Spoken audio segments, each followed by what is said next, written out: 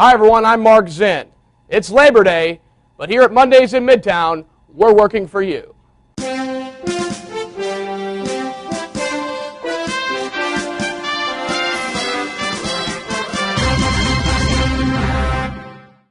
Well, good evening and welcome to the inaugural show of Mondays in Midtown. I'm Mark Zinn. Well, the Grand Bridge project is something that's on many people's minds. Or is it? I don't know. But here are some of the facts about this bridge. Right now, the city thinks that the current bridge will be closed in January, then it will be demolished. So that'll take about a month. After that, 11 more months of it being closed. The whole time, this whole year, the Metrolink station's closed. Pretty big impact. This bridge better be pretty good. This new bridge better be pretty good, and I think it will be. We come up with Rich Bradley. He is the president of the Board of Public Service. In other terms, he's the city's chief engineer. And he went into some details about how great this new bridge will look. This is just a rendering of what the bridge is going to look like. These are basically filled areas which we're going to utilize expanded polystyrene due to the poor soil condition beneath the bridge. So it'll be an architectural facing on the bridge when it gets completed. This is a depiction of a 57-foot tower of brick and steel that will be on the four corners of the bridge once it's completed. Decorative handrails, new decorative lighting, and just a really nice new structure that we're going to build. This is actually a plan view, which you can see the median that's 9 foot wide runs down the middle. You have the sidewalks which come along the bridge, and then you have these bump outs where the towers go. I think the coolest part about those sidewalks, probably those 13 feet wide. They go from about 3.5 feet. Absolutely. 4 feet there now to 13 feet. And they're separated, so to be really nice because the pedestrians will have a much safer way to be separated. Of course, they get to these areas where the towers are. There's bump outs, there's a lookout, and those are reminiscent of the original bridge that was there to come back and show some architectural details of that original structure. And so this is more the tower that you take from the top of the bridge down to the Metrolink area? That's correct, and that's just a depiction of where it's going to be. Actually, the details are being done by Metro, so that's just a depiction of what it may look like. And it looks like it's over more. It's more north than the current one. Yeah, they have actually relocated that to be more toward the edge of the bridge than in the center where it is today. And I know that portion of it. Why would they do that? It just makes it easier for commuters? I would think so. I would think that it would be closer to the edge of the bridge, so it would be much easier to get to your destination, which is closer to SLU from here to here, and SLU is over this way here. So, what's the distance between? Do we know? You know, to take a look at that, this here is at let's see, station 52, 53. 54, 55, probably a couple hundred feet. Oh, wow. A couple hundred feet to the north, so it makes it less of a walking distance for the SLU folks. Now you're an engineer, so what's your you're looking at this bridge project. What's your favorite part of the bridge? Well, of course, for me, a bridge project gets you from point A to point B. And I think that the interesting parts of it that I like are the simple fact that we're replacing a structure that was built in 1959, and it's a major north-south commute. The architectural details obviously add a lot of character to the neighborhood, so I always think that that's neat. But yeah, I like the towers. I think the towers are really going to add some architectural enhancements and go along with the SLU motif, if you will. Well, that's very interesting indeed. A pretty big project, and that project could affect the students here at SLU. Last week, I sat down with new SGA President Courtney Anvender, who talked about the Grand Bridge and Pius Library. What kind of effect do you think this is going to have on the student body, A, and what are some of the things your administration is planning to do to help people, get around this big mess? I mean, it's my opinion and my understanding that people don't even know about this project. Mm-hmm. So wouldn't that fall with student government so you guys can inform people as well? Absolutely. It's like the lifeline between the two campuses. Think of how many nursing, med students, everything, Boise students have to go to that campus every single day, and a lot of them have early classes, and so that's something that affects your every single day and your welfare. So that's something that we're really looking at. We're looking at the shuttle to make sure that there are enough shuttle routes and that they're coming rapidly enough to where you don't have to really reroute your whole day. But I mean, every student it's going to affect most students, but it's something that we're trying to look up with shuttles. We're also looking into this company called Zipcar. WashU has this thing called WeCar, and it's a similar concept, but you can rent cars 18 and up, And so you can book it online. It's like a one-time registration fee of like $35, and then you pay an hourly fee, and that includes your gas and insurance as well. So what kind of numbers are you looking at there? What's the normal cost? I think it's like $8 an hour or something. That's not bad. It's not bad at all, and like it's a really, really good option because our metro stop's going to be closed down too. Mm-hmm. So if you do need to go like grocery shopping, you don't have a car, you don't want to navigate the bus system, it's a really, really good option for students. So That's an interesting idea. Do you plan on doing any sort of educational awareness or some sort of campaign that informs the student body about this Grand Bridge project? And the Metrolink station, for that matter? I don't know if we would do some sort of campaign. I mean, it's something we could certainly look into. We weren't planning on doing a campaign. I think it is something that has gotten attention in front page of the U News, which was awesome. Great picture and article, by the way. No, of course. So, I mean, I guess it is. I mean, it's something that we'll circulate and like discuss in terms of student government. But right now, we don't have any plans to campaign it. But I mean, we could look into it. You know. Perfect. And Courtney also commented on the possible reconstruction or at least enhancements of the Pius Library. What are some of your goals and some of your plans as we embark on a new year? Probably the biggest one right now, I would say the library. I'm really looking at the student space in Pius Library and kind of seeing, is it fulfilling the needs of the student body, the habits of the student body? Where does it put us in terms of our competitors? Like when students are touring Marquette and Loyola, they see one thing. When they come to SLU, they see an eyesore. So how do we want to kind of bring ourselves up to the level of our competitors and our sister schools? So we're going to be presenting to PCC at the end of the month about that. So we're really excited about it. There's a student survey. The PCC is the President's Coordinating Council. Sorry to use jargon. Yeah, no problem. Bring it back down. And what kind of hardcore things we're looking at here with this library? What physical things do you want to see improved? Physically, we want to look at possibly keeping Pius intact and keeping all the books in Pius, but then building out of Pius. Building out toward the circle toward Lindell? Toward Lindell, yep. This is something Marquette and Loyola both did. It's called like an I-Commons concept, and there are no stacks on this part. It's all study space. So like at Loyola, it's beautiful, Loyola Chicago. Theirs is built out and it overlooks Lake Michigan, and it's gorgeous. So ours, we could look at what we have, which is SLUMA, Masonic Temple. Lindell, which is gorgeous. Sure. Coronado. So you're looking for like an extension out toward Lindell, a lot of study space, maybe some more computers, different things like that. And where have you gone with it? What's the status of that project right now? The status of it right now is collecting the student input on, like I said, like student habit, where are students studying, what do they want to see more of, what do they want to see changed, and then we've done a lot of research on Pius, and we just don't think we can have that type of space in Pius. It was built, I don't know if you know this, as a bomb shelter in the 1950s, and it's a cool thing about that. I'm sure you did know that. I know a lot of things. You do know a lot of that. And with the microfilm on the Knight's room, about the Pius microfilm. Sure. Absolutely. Pretty cool stuff. We have scholars from all over the world coming to see those things because the only other copy is at the Vatican, and they can't get in. But they can get in here, surprisingly. So interesting. So, what kind of time frame are you looking at? I mean, when would you like to see construction starting, a design start, a bid to proceed, or notice to proceed, rather? Honestly, at this point, what I would like to see is a good reception from PCC, and then I would like to see an architect assigned to this project. I want SLU to like really get some plans going, a couple different concepts even, like mine doesn't have to be the one that flies, our student government doesn't have to be the one that flies. As long as we're getting some conversation on this and like looking in the long term instead of like throwing Band-Aid money at the library all the time, but like looking in the long term, assign an architect, assign an interior designer, it needs it, and kind of going from there. So I just want to see like momentum shift toward the library where it's been neglected for 50 years. We'll be right back.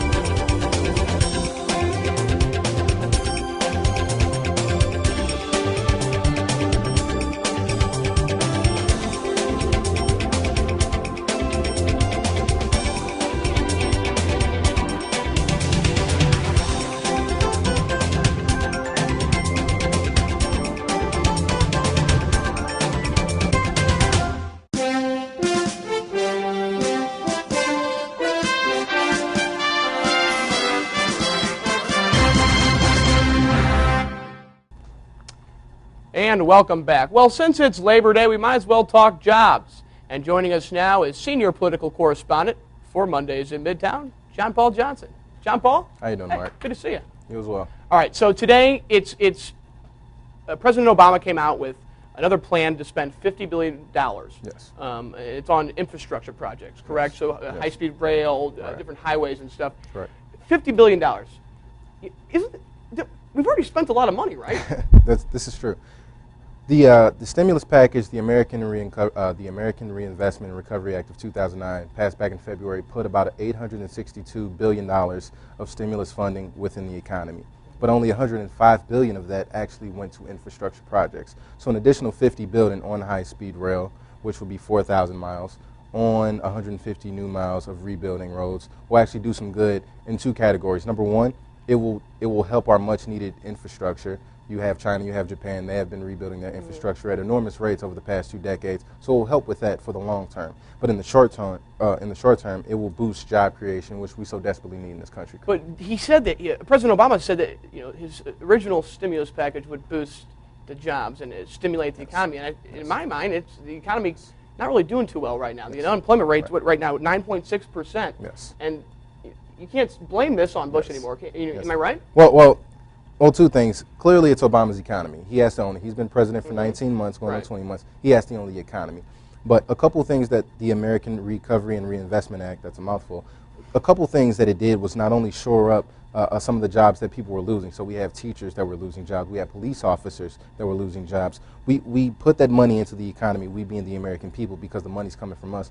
We invested that money into the economy to save these jobs, not only to create jobs. If you remember the short-term jobs that we had with the Census Bureau, that also did a lot to boost jobs. Let's not forget, when Bush left office, we were losing $750,000 per month. We've had 8 straight months of private sector job creation. It hasn't been enough, but an additional $50 billion will go a long way. So are you saying, is this President Obama's belief that maybe we can boost the economy by creating more government jobs? Well, it's not so much that President Obama or the Democratic Party believes that we should be boosting government jobs. We need to be boosting private sector jobs. But the thing is, we are the largest entity that can funnel money into the private sector economy. Private sectors aren't spending their money. Banks are giving out loans at the rate that they should be because there's so much uncertainty within the economy. So government is the only avenue that has enough liquidity to boost that money into the economy. Real quickly, do you think this is going to work? $50 billion to, first of all, do you think it's going to pass? I mean, it's got to pass Congress, right? It's midterm elections we're talking now. Democrats don't want to, vote for this because they want to get reelected. This is true. If we're talking pure horse race politics,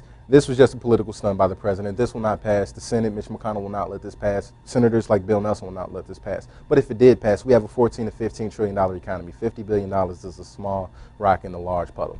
Wow.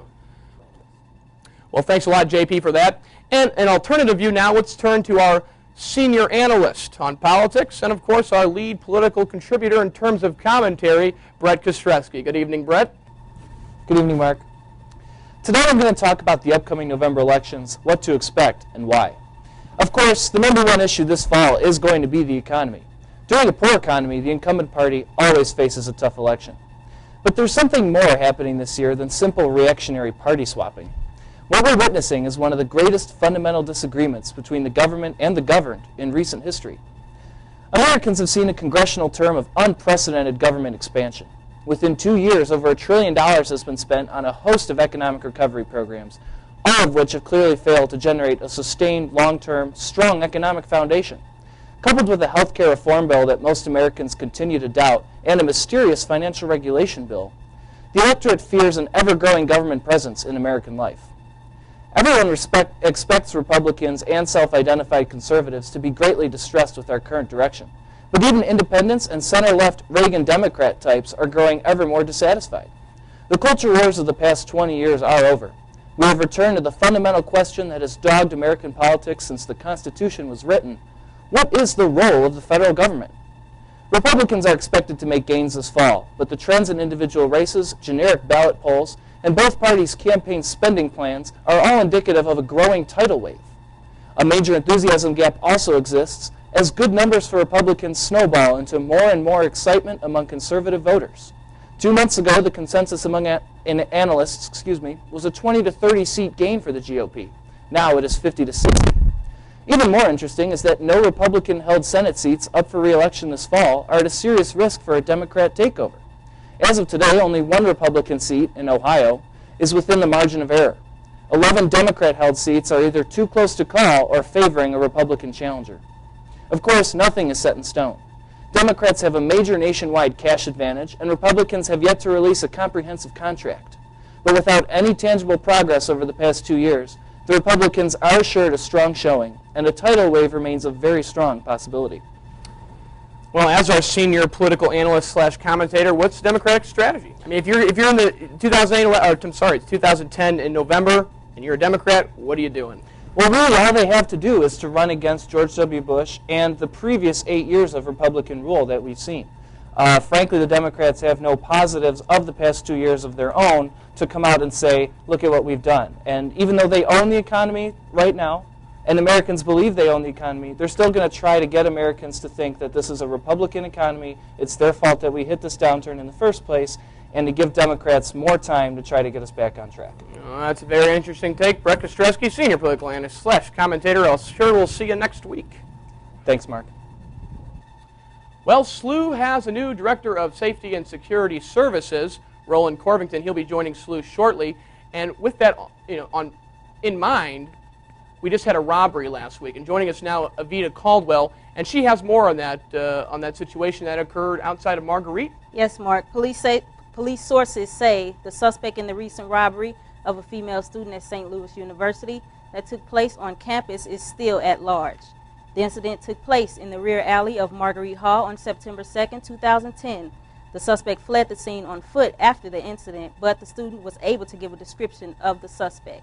He is described as a black male, 5 feet 7 inches tall, 140 pounds, and he was wearing blue jeans with a black shirt and black skull cap. The student was not injured during the incident. Here are a few safety tips from the university's Department of Public Safety. Always be aware of your surroundings. Pay close attention to suspicious-looking persons or activities around you. Observe the physical characteristics of the suspect, and if more than one person is involved, you pay close attention to the one near you. Anyone with information about the incident is urged to contact campus police or St. Louis City Police. And Avita, I think it's very important information. SLU, especially with freshmen during orientation, Right. They give out those personal safety whistles. Right. Those are very important. We always stress to people too that if anytime you feel uncomfortable about a person walking towards you and you're by yourself, you blow that whistle, they're not going to mess with you. Right, and a main issue is that some people go to the library. I think the library stays open till 2 a.m., correct? And a lot of people don't have anyone going with them, so naturally they seem like they feel that they are forced to walk alone, but they're not. You can call student escort services, or you can even call DPS for a ride, so we also urge students to do that. Well, thanks, Avita. Good work with that crime report for us. Be right back with the panel. I acknowledge that we are all Billikens, regardless of race, religion, gender, age, ability, political affiliation, sexual orientation, and culture.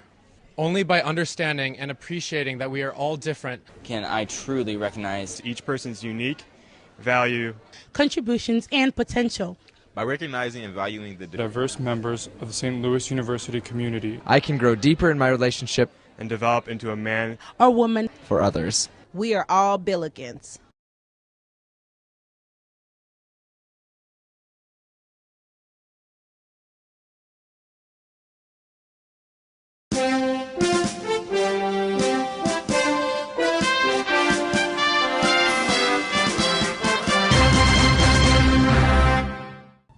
And welcome back. Well, the best part of our weekly show, it has to be the newest segment. Well, everything's new on our show. So it's the Power Panel segment. And this week we have 3 power players. First up, Alderwoman Marlene Davis of the 19th Ward. There she is. Hello, Marlene. Hi. Then we have Jonathan Ernst. He's the editor-in-chief of the University News, the best in-state University News, that is, of course. And finally, we have U.S. Ambassador Ann Wagner, former ambassador to the Grand Duchy of Luxembourg, and she currently chairs Roy Blunt's U.S. Senate campaign. Well, guys, thanks for being here. Thanks for having us. Well, since it's Labor Day, we have to talk about jobs right now. President Obama came out today with a $50 billion, plan to do work on infrastructure projects. Are we just going to keep on printing money? Is that how it works, Ambassador Wagner? Well, first of all, let me just say congratulations on your inaugural No, thank you. Mondays in Midtown Power Panel. We're all very honored to be with you here today. So Thank you very much. I appreciate that. And your terrific team. But yeah, this is, continued spending, record levels of deficit spending that just are completely out of control, mortgaging our children's future. It's very painful to watch and be a part of. After the $800 billion stimulus package, much of which has not even been spent, and frankly, I think, Mark, needs to be put back in the government coffers. The only thing the stimulus plan did, we've been through this once, was create government jobs. Supposedly this $50 billion is going to be for, quote, shovel-ready jobs out there for road and infrastructure. We'll see. What we really need is the uncertainty, I think, taken out of economic issues and out of the system for businesses and companies out there. Mm-hmm. There are so many policies out there that are job killing, from people concerned about what the health care package is going to do to their taxes, about cap and trade. Is the energy tax going to be onerous on their business and on their families? The stimulus and deficit spending is really very much a part of that, and it's got to come to an end if we're going to spur some kind of economic growth and have some kind of certainty. So let me ask you this real quickly. Is this going to pass, what he came out with today, the $50 billion, or is it more of a political move? Well, I mean, it's probably a little bit of both. I'd say it's too little too late. As I said, the first stimulus package has done very little to spur economic growth. We're still at 9.5% unemployment in the state of Missouri and across our country, and real unemployment is what's really painful to see.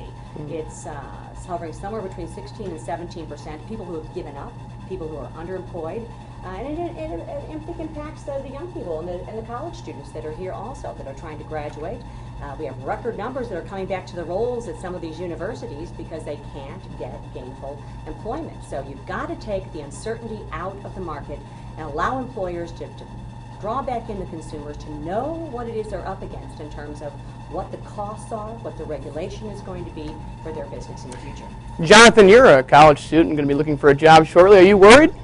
You know, it's exactly what you brought up. It's uncertainty. I mean, you really don't know what's going to be out there.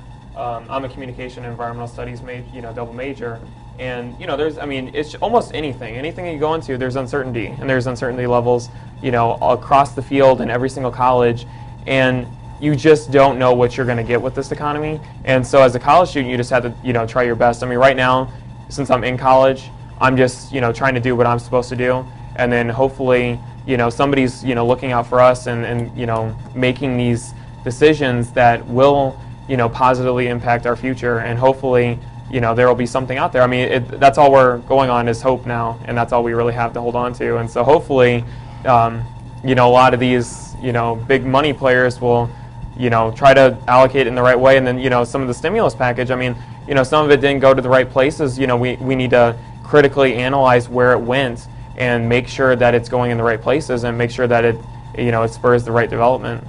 Alderman Davis, let's talk stimulus. Are there any stimulus projects in the 19th Ward where we are here in the SLU area, and how's the economy looking in the 19th Ward? We got some new developments, though. Well, fortunately, I can say that the economy never slowed in the 19th Ward. I currently have more economic development going on, new jobs being created than probably any other ward in the city, including downtown. We also received 2 stimulus projects. One, of course, is the Grand Avenue Bridge, which will create a number of jobs. We also got one on Sarah Avenue, and that's an infrastructure project as well. I'm currently also in the running for 2 other infrastructure grants that will bring more jobs into the area. Those stimulus funded Those projects? were stimulus funded as well. The other part to this too is that I followed this last stimulus package that's about to be let out to the public, and $25 billion of those dollars will be earmarked for small businesses. It will allow the small business to either expand or create new products, to bring new employees on board that they may have wanted to do maybe a year or 2 years ago. So that's helpful. I had the pleasure of sitting and listening to one of the subcommittee chairs from that Commerce Committee, and she explained, Representative Yvette Clark in New York, explained exactly what was happening with this stimulus package. So I'm very excited about it, because what I see is that in the last 2 years, we have had the ability to make decisions, but sometimes make them too slow. The first ones that were made with stimulus we actually put the money out there too fast without investigating properly how it was going to be returned. So we have to deal with that. And we do all make mistakes. But as we know... Well, I mean, making mistakes as the U.S. president, that's kind of hard. No, it's not. Because at the end of the day, it is our world, it is our country, and we all have to be there to take a part of that mistake. And so I always take a part of the mistake, no matter how far it is away from me in decision making. So in your mind, is the stimulus working? The stimulus is working. The stimulus is working, and when I look at the bridge projects that we have here, and if you total all of them, it's, we're probably right at $1 billion of job creation going on at this moment. If I look at the number of businesses that are spearheaded downtown and the new jobs that have been created, then I can say, yes, it is working. If I also look at the possibilities that are also there, when we sat down and took time to restructure the automobile arena, because that was a mess, and it had been for a while. The people had pretty much put themselves out of business and allowed the foreign countries to bring in a better product at a lower price, and we were just in trouble. So we had to go back and redo how we do, and that's something that's good for us at a different period of time, as we know from the past. Let's say Mrs. Wagner here, that Ambassador Wagner, of course, I would just understand, that the stimulus is working, okay? How do we spend more money? Can we just keep on printing money, or how do you pay for more stimulus like he wants to do now? Well, and the Alderwoman's quite right. What is unique about this $50 billion stimulus package, unlike the previous close to $800 billion package, is this one does actually have something in it for small business. I believe in large measure the prior stimulus package, and a good chunk of this one were really infrastructure related and government job related. This one has got some tax incentives and some credits, and I think small business is the engine of our society and certainly of our economic growth. And I just believe government doesn't create jobs; people do, and you have to take the onerous regulation and burdensome red tape off the backs of these small business owners. They need to know, are the Bush tax cuts going to be extended or not? Because really, where this, while it does affect the upper echelon of taxpayers, who it really affects are small business owners out there, who a majority of whom are taxed at that high level. So they need the certainty. Are they extended or not? Are we going to have cap and trade? Is there going to be an energy tax? What is Obamacare going to do? I mean, it hasn't even been let out to the agencies yet, so that people don't even know some of the regulations. They know that some of their health care costs are being passed along to the consumers and to the employees, but what is it? How is it going to impact these employers? And until some of this is taken out of the system, until we stop spending ourselves into outrageous debt, We just can't keep printing money? Well, I don't think so. And I think the only way to get revenues up is to increase economic development, trade, and grow our businesses this way. And real quickly before we move on, you spent time, you were the co-chair of the Republican National Committee for a while under President Bush, so you know a lot about politics at the national level. Will President Obama, will Congress, will they allow for the Bush tax cuts to expire, or are they going to be extended? Well, again, it's part of this uncertainty. We don't know at this point. I think there are good people on both sides of the aisle, certainly a number of Democrats, and certainly a number of Republicans that want to see during this economic crisis that we're still undergoing here, that those taxes be extended until we get some kind of stability in the environment. I'd like to see them extended permanently. I think that things like the death tax and other things are absolutely onerous, regressive taxes that kill jobs and kill economic development. We do best when government stands back, gets out of the way, and lets the people and small businesses grow their business, and the free enterprise system move forward. So let's talk about the government now. It's something that's on the ballot here in November. If you're a college student like myself, you work in the area at the Fox Theater, City Diner, wherever you work, you notice that little 1% thing on your paycheck. What's that about? What's the earnings tax? And in November, voters in Missouri are going to vote to see if, let me get this right here, Mrs. Wagner, to see if the people of St. Louis and Kansas City want to vote to repeal that earnings tax. Alderwoman Davis, you're on the powerful Ways and Means Committee for the City of St. Louis. You look at the budget every day, okay? What would taking away this 1% earnings tax do for your budget?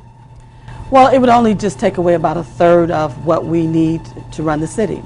Basically, if you look at it, the police department costs us about $133 million a year, and that is currently estimated to be about $140 million with the earnings tax. And so if you remove that with no plan to replace it, we would basically have to close the city down. So what if the taxpayers here in Missouri and the voters say, all right, yes, we vote in November to allow St. Louis and Kansas City to have their own elections to vote on the earnings tax. The St. Louis voter goes, we need to get rid of this earnings tax. Is it really going to make what's it going to do for city in terms of public safety, in terms of the services that they get every day here in the city? Well, we definitely have to eliminate much of it. There is absolutely no plan in place, no conversation in place to replace the earnings tax. And remember that you have annual budgets. So even if you were planning at this moment, you could not replace $140 million tomorrow. You just absolutely could not. And I honestly don't have a problem with it. If the voters here believe that the 1% is something that they need in their pocket, then they can feel free to vote for that. And then we will adjust the city budget, and we will make sure that the things that we can afford to do, we'll do, and those that we can't, we just simply won't do. But the person who brought this forward, I respect him as an individual for some of the things that he does with youth, but he needs to stay out of government. And I'm very serious about that, because at any given point in time that you corrupt a process on this level without ever talking to the absolute people who are involved with it and having some kind of consideration for how it's going to be changed, then you are truly a detriment to this community. Jonathan, you probably see that 1% earnings tax. What do you feel? You're a voter of the city too, aren't you? Yeah, I mean, I agree. I mean, honestly, it's just, if you want to get rid of it, there's ways to get rid of it. I think doing it this way is you're not thinking of the whole system. And that's what voters often don't think of. Especially at my age, they don't think of the whole system. You can be, where you just look at one piece of it, but you're not looking at, what does this 1% mean? Does that just mean out of my pocket? Well, no, it also, as you brought to the table, it also means, something to the city as a whole. So to me, I see, I'll go to the U or something. I see that, and to me, it's really no big issue, because I need public safety. I need these, I want the Metro link there. Well, you have to give to get. And I think as a college student, we need to understand that, and understand that there's more levels to it. And you can't have it speedy. You have to wait for it to develop. Absolutely. Ambassador Wagner, is a ballot initiative the best way to go? Well, I'll tell you what, the people of the city of St. Louis and the city of Kansas City need to decide their own destiny in this regard. And the question is the 1% tax driving business out to the county, driving workers out to the county? What is the repercussion there of people that can just go right over the county line and set up their businesses there and not have to pay the 1% earnings tax? Now, the difficulty is, as the Alderwoman has pointed out, it's about 40% of the budget. So the dialogue must begin if this is going to happen. If it's seen from a long-term perspective that doing away with the 1% earnings tax will actually bring business and economic development back to the city, that would be a good thing, and the revenues would obviously rise. But I believe that the way the ballot initiative is set up, it's over a 10-year period of time phase out. But if it happens, there has to be a very quick and decisive discussion on what they're going to do to replace about 40% of their budget and or cut back on some of that spending. And that's the difficulty that I So it could have a negative impact. You're going to be raising taxes in other areas. Well, aside from that, here are the things that are not talked about. When you talk about a budget for the city, most of the things we do, we float municipal bonds. So it's going to affect our credit rating. Who would give you credit not knowing what your destiny is going to be? How are you going to have, where's your funding coming from? So you've eliminated it. You don't know where it's going to be 5 years from now or 10 years from now. So I wouldn't give you credit. That's number one. The second part to that is, how could I establish a workforce to do anything? Because who would want to work for the city of St. Louis, not knowing the stability of the budget? I wouldn't want to work for the city. So there are a number of things that you cannot do. It's almost like saying, well, I'm going to build a house, but I really don't have any nails, but I think it might just stand up anyway. That's basically what we're talking about. And that is really a sad way to determine how a government, how a municipality will work and make a quality of life for people. I'm a decision maker. I'm a legislator. And I would never, ever want to be that irresponsible.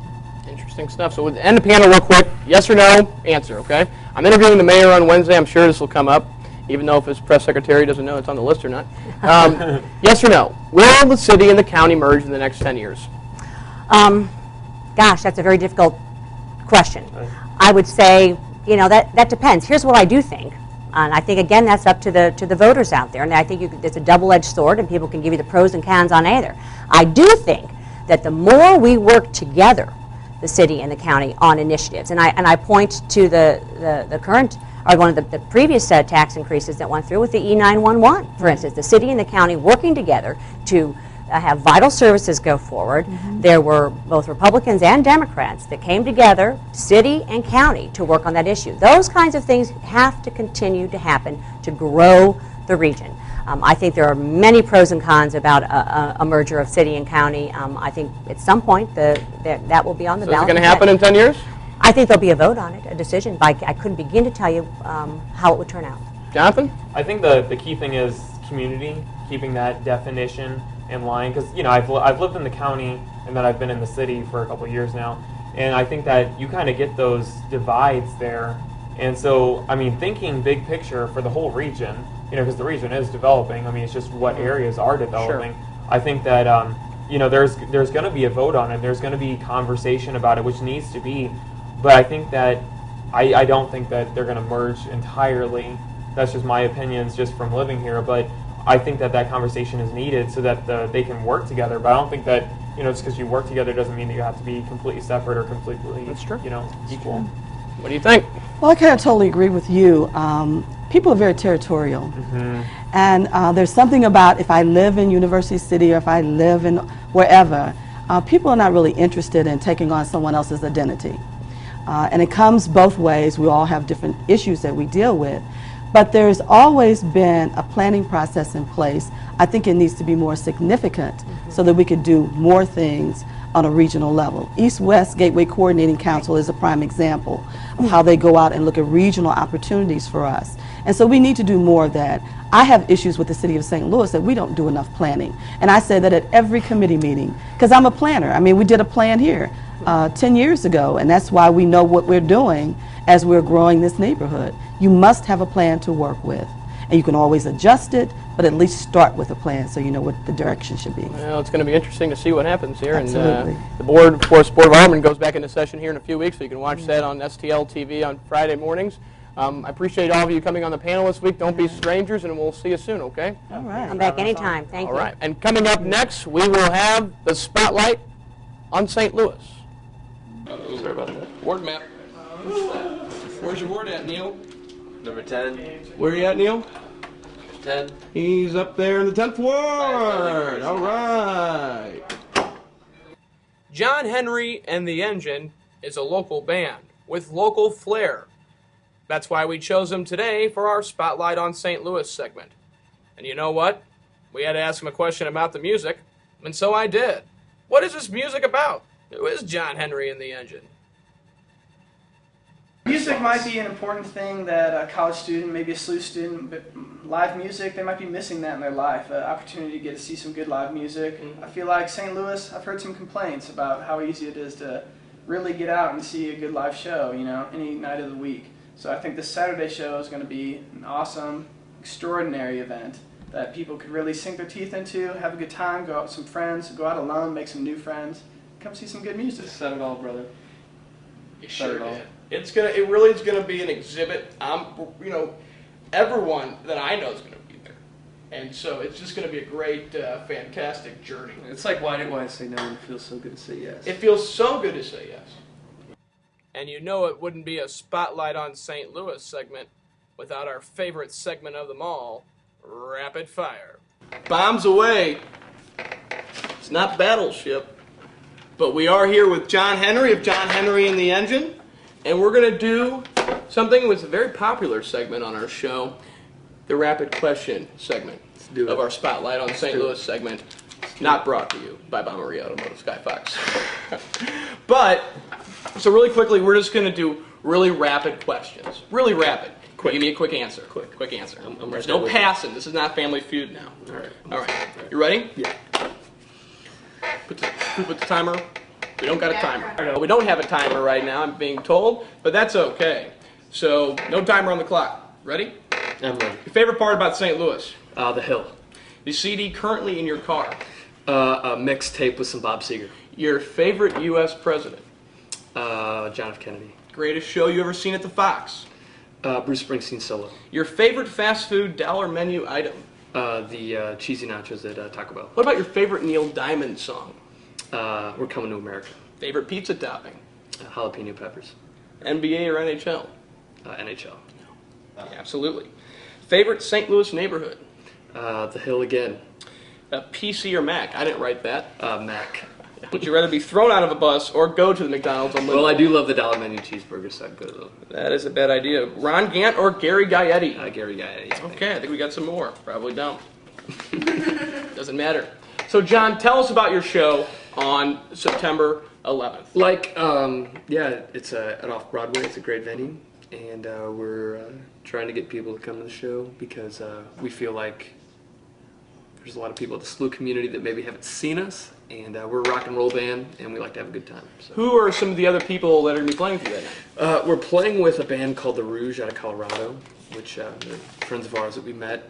And then we're playing with Vijay Rao and the Removers, who are some St. Louis guys that we know as well. And then there's somebody else he's emceeing at a comedy, Marquez in. Well, it's tentative, but I am going to be there.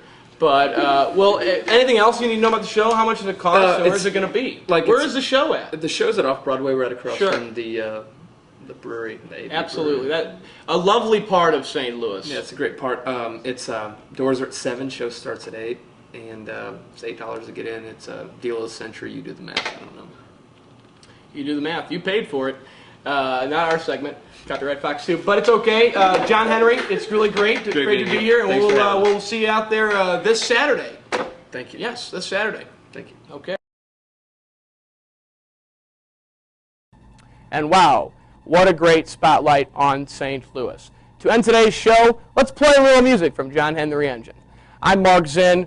Good night, and drive safely. We'll see you back here on Monday, if not before.